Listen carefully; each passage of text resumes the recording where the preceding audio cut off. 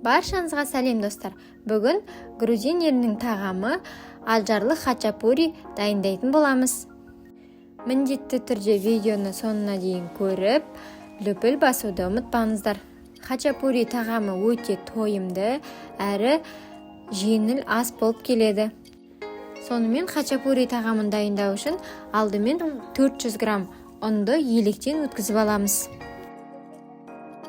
Үстіне жарты шай қасық тұз, 1 шай қасық қант, 1 шай қасық ашытқы салып, 250 мл жылы сүтпен жұмсақ қамыр илейміз. Алдымен қасықпен араластырып алып, содан соң үстіне 2 ас қасық сұйық май құйып, жұмсақ қамыр илеуді жалғастырамыз.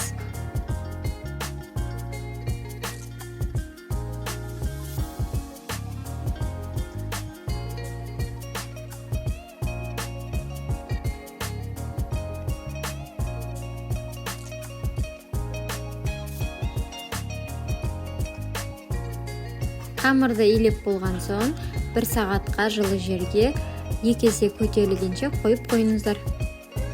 Салмасын дайындау үшін 400 грамм сулугуни ірімшігін үккіштен өткізіп дайындап аламыз.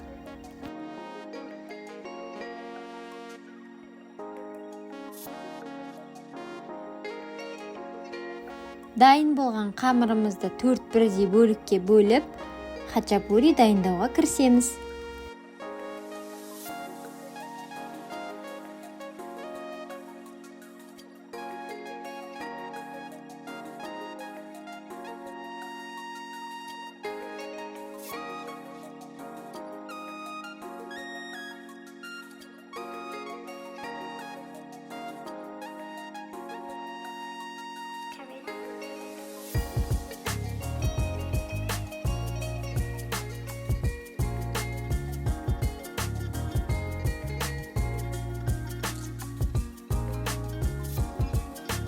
Бөліп алған соң қалыңдығы 5-7 мм болатындай етіп, дөңгелек етіп қамырымызды жайып, 2 шетіне дөңгелек етіп ірімшігімізді жайып шығамыз.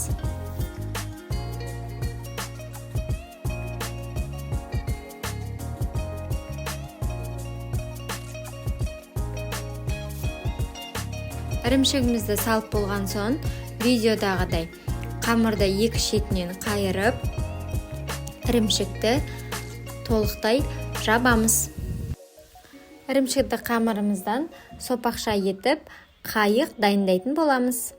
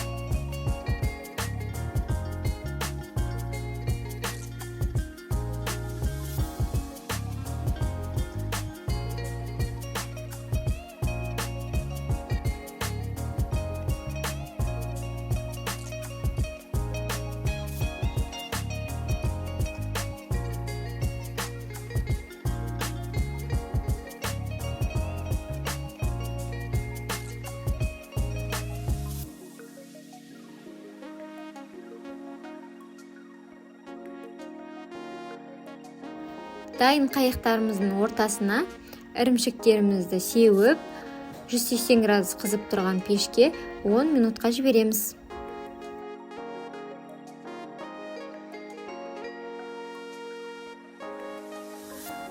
10 минут өткен соң ірімшіктің ортасын кесіп, үстіне жұмыртқамызды жарамыз. Жұмыртқаны ағымен бірге немесе тек қана сарысын салсаңыз да болады. Мен бір жұмыртқаны толықтай салдым.